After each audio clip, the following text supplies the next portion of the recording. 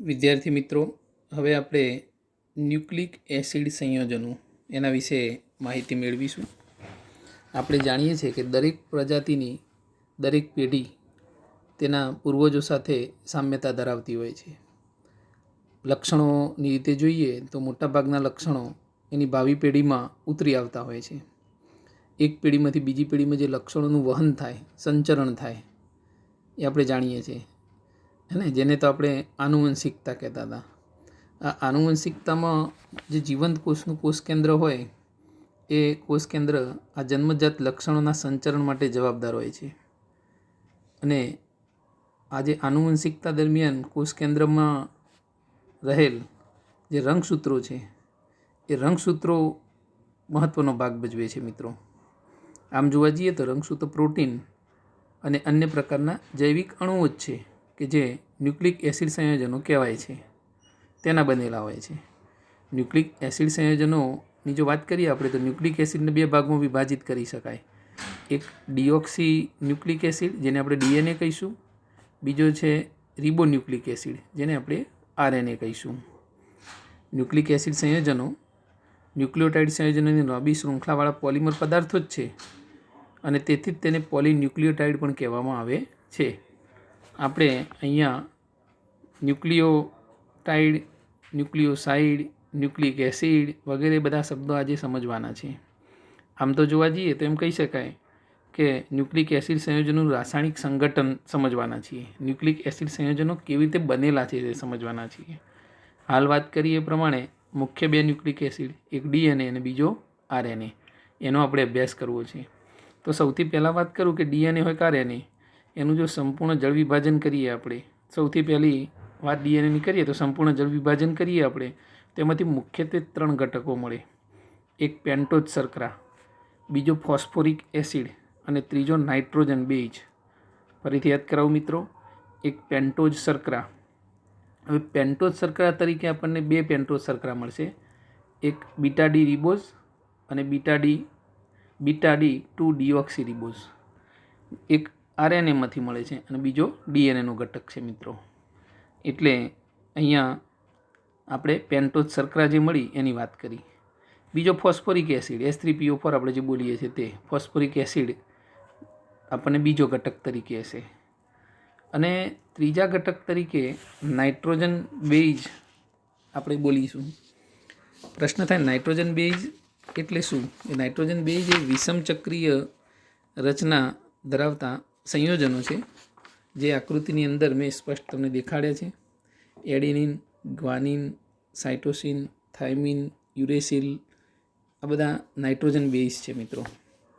એ પૈકી ડીએનએ હોય તો એડિનિન, ગ્વાનિન, સાઇટોસિન અને થાઇમિન, આ 4 પ્રકારના નાઇટ્રોજન બેઝ જોવા મળે છે. પરંતુ જો આરએનએનું બંધારણ હોય તો એમાં એડિનિન, ગ્વાનિન, સાઇટોસિન અને યુરેસિલ, એમ એ 4 પ્રકારના નાઇટ્રોજન બેઝ આપણને જોવા મળે છે. ટૂંકમાં ન્યુક્લિક એસિડ જે હોય એનું જળ વિભાજનથી આપણને મુખ્ય કેટલા ઘટકો મળ્યા?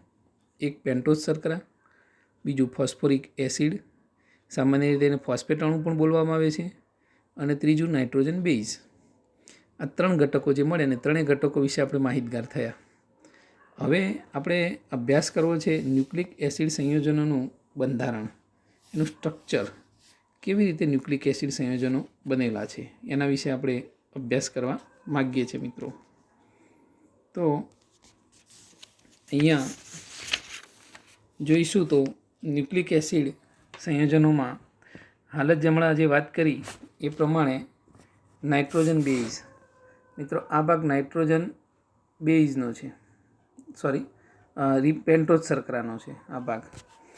આ પેન્ટોઝ શર્કરા જે છે એની સાથે આપણે જો નાઇટ્રોજન બેઝ જોડાય તો ન્યુક્લિયોસાઇડ બને મિત્રો. એ કેવી રીતે? તો જે પેન્ટોઝ શર્કરાનો પહેલો કાર્બન હતો, એ પહેલા કાર્બન પરમાણુ સાથે નાઇટ્રોજન બેઝ જે છે એ જોડાય તો એ જે બેના જોડાણથી આખી જે રચના બની એને આપણે ન્યુક્લિયોસાઇડ તરીકે ઓળખીશું. તો મિત્રો આ રચના જે આખી થઈ એ ન્યુક્લિયોસાઇડની રચના થઈ. ઓકે, હવે આગળ જો વાત કરીએ તો એ જ રચનામાં જો 5મા નંબરના કાર્બન પરમાણુ સાથે આપણે ફોસ્ફોરિક એસિડનો અણુ જોડાય, એટલે 5 એન્ડ સાથે જો ફોસ્ફોરિક એસિડનો અણુ જોડાય તો જે આખી નવી રચના બની, હવે એને આપણે ન્યુક્લિયોટાઇડ કહીશું મિત્રો. ફરીથી યાદ કરાવી દઉં. સૌથી પહેલાં કોણ હતું? સૌથી પહેલાં માત્ર આપણી પાસે પેન્ટોઝ શર્કરા જ હતી. પેન્ટોઝ શર્કરાના પહેલા નંબરના કાર્બન સાથે નાઇટ્રોજન બેઝ જોડાયો તો શું બન્યું? ન્યુક્લિયોસાઇડ. ત્યારબાદ એના 5મા નંબરના કાર્બન પરમાણુ સાથે જો ફોસ્ફોરિક એસિડનો અણુ જોડાય તો જે રચના બની એનું નામ પાડ્યું ન્યુક્લિયોટાઇડ. તો આ બંધારણની જે સમજૂતી મેળવી એ ન્યુક્લિયોટાઇડના બંધારણની વાત કરી. ટૂંકમાં 1 એન્ડ કાર્બન સાથે નાઇટ્રોજન બેઝ અને 5 એન્ડ કાર્બન પરમાણુ સાથે ફોસ્ફોરિક એસિડ એ જોડાવાથી એક ન્યુક્લિયોટાઇડની રચના થઈ મિત્રો.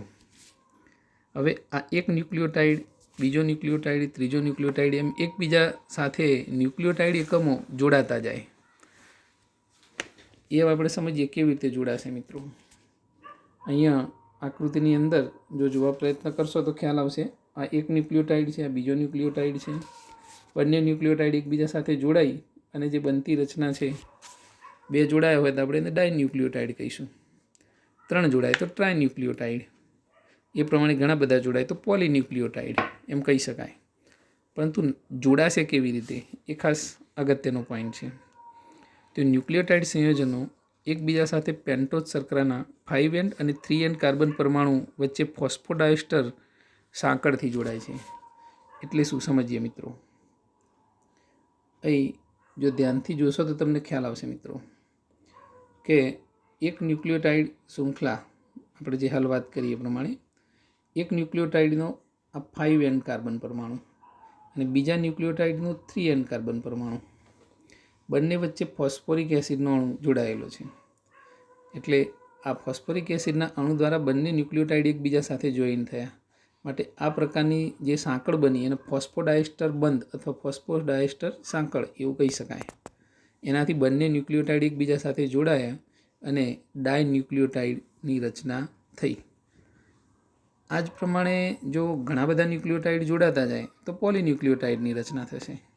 જેને સામાન્ય રીતે સમજવું હોય તમે સમજી શકો છો. અહીંયા જોશો તો ખ્યાલ આવશે. શર્કરા સાથે કોણ જોડાયેલું હતું? બેઝ.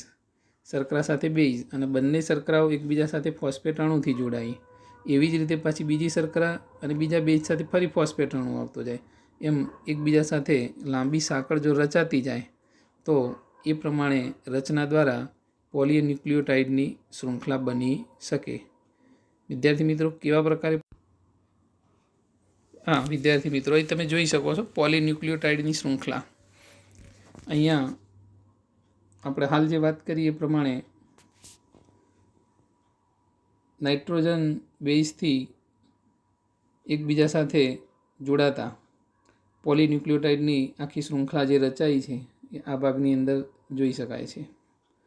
પોલીન્યુક્લિયોટાઇડની શૃંખલા વધુ સ્પષ્ટ સમજ થાય એના માટે અહીંયા આપણે ફરીથી જોઈશું, પ્રયત્ન કરીએ તો વધારે ખ્યાલ આવે એવી આકૃતિ મેં અહીંયા તમને દર્શાવી છે. તો જોશો આકૃતિમાં, જુઓ આ પેન્ટોઝ શર્કરા છે, આ જે સી લખ્યો છે તે નાઇટ્રોજન બેઝ છે. એવી રીતે નીચે પેન્ટોઝ શર્કરા, નાઇટ્રોજન બેઝ અને બંને એકબીજા સાથે ફોસ્ફોડાયસ્ટર બંધથી જોડાયેલા છે.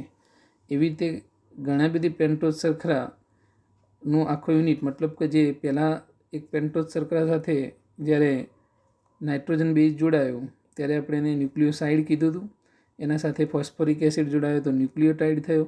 અને આ ઘણા બધા ન્યુક્લિયોટાઇડ્સ એકમો એકબીજા સાથે જ્યારે જોડાયા અને આ જે રચના બની એને આપણે પોલીન્યુક્લિયોટાઇડ એવું કહીશું મિત્રો. તો આ પોલીન્યુક્લિયોટાઇડની જે રચના થઈ એવી જ રીતે બીજી પોલીન્યુક્લિયોટાઇડની રચના છે. તમે જોઈ શકતા હશો વિદ્યાર્થી મિત્રો. બંને પોલીન્યુક્લિયોટાઇડની શૃંખલાઓ એકબીજાને સમાંતર પરંતુ વિરુદ્ધ દિશામાં ગોઠવાય છે. અને ત્યારબાદ એક ન્યુક્લિયોટાઇડનો નાઇટ્રોજન બેઝ જે છે એ બીજા ન્યુક્લિયોટાઇડ એકમના નાઇટ્રોજન બેઝ સાથે હાઇડ્રોજન બંધથી જોડાય છે. અહીંયા જો તમે જોવા પ્રયત્ન કરશો તો વિદ્યાર્થી મિત્રો તમને ખ્યાલ આવશે કે સાઇટોસિન ગ્વાનિન સાથે, એડિનિન થાઇમિન સાથે બે નબળા હાઇડ્રોજન બંધથી જોડાયેલો છે મિત્રો. અહીંયા એડિનિન થાઇમિન સાથે બે નબળા હાઇડ્રોજન બંધથી જોડાયો છે. ગ્વાનિન સાઇટોસિન સાથે 3 નબળા હાઇડ્રોજન બંધથી જોડાયેલો છે.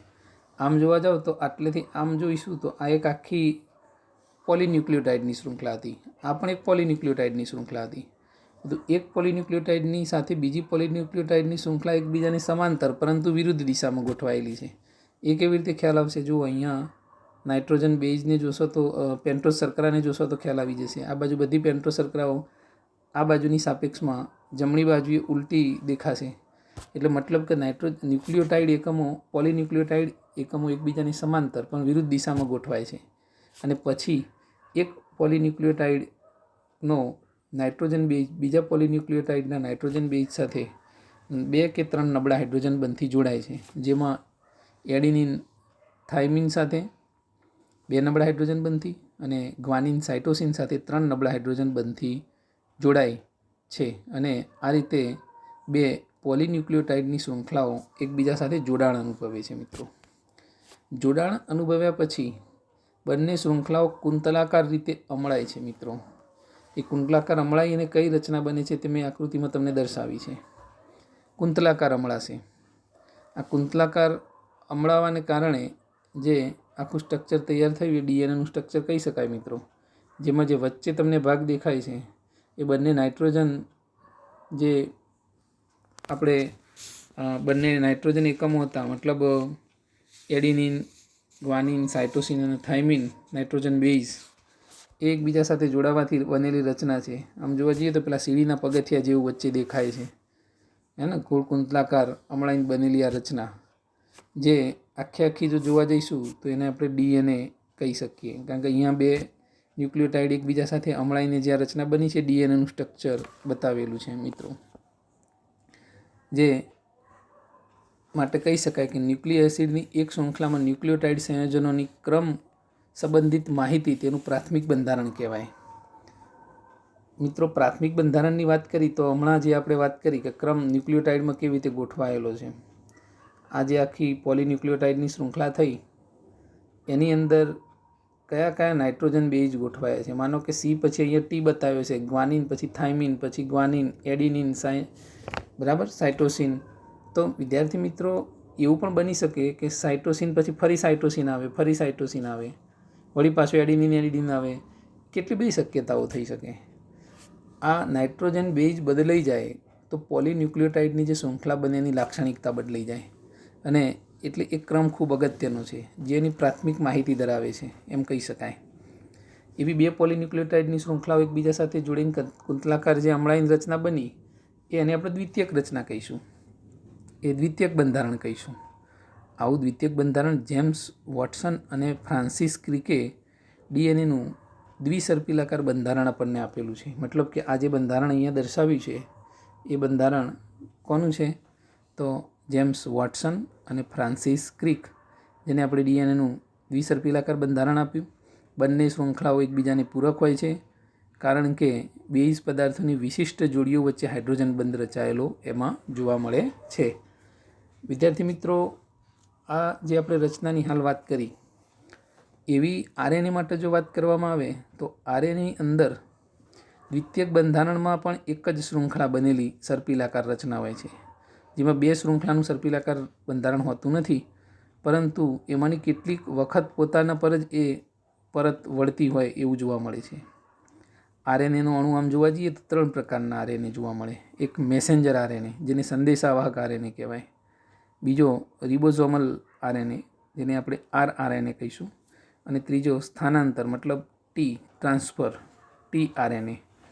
તો આમ ડીએનએનું બંધારણ કેવું છે, આરએનએની કેવી બંધારણ છે એનો આપણે અહીંયા અભ્યાસ કર્યો અને માહિતી આપણે પ્રાપ્ત કરી. તમે બુકમાં જોશો તો બુકમાં પણ એક આપણને ડીએનએનું બંધારણ જે આપેલું છે દ્વિસર્પિલાકાર બંધારણ એની મેં આકૃતિ દર્શાવી છે. એ પણ સમજી શકાય એવું છે કે એડિનિન થાઇમિન સાથે 2 નબળા હાઇડ્રોજન બંધથી અને ગ્વાનિન સાઇટોસિન સાથે 3 નબળા હાઇડ્રોજન બંધથી જે જોડાયો છે એ અહીંયા સ્પષ્ટ દર્શાવેલું છે. ટૂંકમાં આ પણ ડીએનએનું દ્વિસર્પિલાકાર બંધારણ છે, જે પણ વોટસન અને ક્રિકનું બંધારણ છે એવું આપણે કહી શકીએ. તો ડીએનએ આરએનએ વિશે આપણે આ માહિતીથી આપણે માહિતગાર થયા. હવે આપણે ન્યુક્લિક એસિડ સંયોજનોના જૈવિક કાર્યો એના વિશે માહિતી મેળવીશું. ન્યુક્લિક એસિડ આપણે હાલ સમજ્યા 2 પ્રકારના, ડીએનએ અને બીજો આરએનએ. એ પૈકી ડીએનએ છે ને આનુવંશિકતા માટેનો રાસાયણિક પાયો છે. બીજી શબ્દોમાં એમ કહી શકાય કે જનીનિક માહિતીનો સંગ્રહ એની અંદર થયેલો છે, માટે એને જનીનિક માહિતીનો સંગ્રાહક તરીકે ગણવામાં આવે છે. ડીએનએ સજીવોની જુદી જુદી જાતિઓની ઓળખને લાખો વર્ષો સુધી જાળવી રાખે છે, અને માટે જ તો લાખો વર્ષો પછી પણ એની અંદરથી ડીએનએના અભ્યાસ દ્વારા આપણે ઘણી બધી માહિતી મેળવી શકીએ છીએ. બીજી ભાષામાં આપણે કહી શકીએ કે એક પેઢી બીજી પેઢીને જે મળતી આવે છે, માનવજાત આજથી 25 લાખ વર્ષ પહેલાં પણ હતી એમ જ્યારે બોલીએ તો એવું ક્યારે બોલી શકતા હોઈએ? આપણને જૂના જે અશ્મિઓ મળ્યા હોય, એના ડીએનએનો અભ્યાસ કર્યો હોય, એ ડીએનએ આજના પૃથ્વી ઉપર અસ્તિત્વ ધરાવતા સજીવ સાથે સામ્યતા ધરાવીએ તો ખ્યાલ આવે કે મનુષ્ય સાથે મળતા આવે છે. એનો મતલબ કે આટલા સમય પહેલાં પણ મનુષ્ય પૃથ્વી ઉપર અસ્તિત્વ ધરાવતો હતો. તો આમ એ વર્ષો સુધી માહિતીને સાચવી રાખે છે. જ્યારે શરીરમાં કોષ વિભાજન થાય એ દરમિયાન ડીએનએનું અણુ છે ને સ્વયં બેવડાઈ જાય, એટલે ડુપ્લિકેશન થવાની એનામાં શક્તિ રહેલી છે, ક્ષમતા રહેલી છે, અને સમાન ડીએનએ શૃંખલાઓ બાળકોષમાં સ્થાનાંતર પામે છે. બાળકોષમાં મતલબ એકમાંથી જે 2 કોષો બન્યા તો બંને કોષોમાં એક જ સરખું ડીએનએ આવે છે.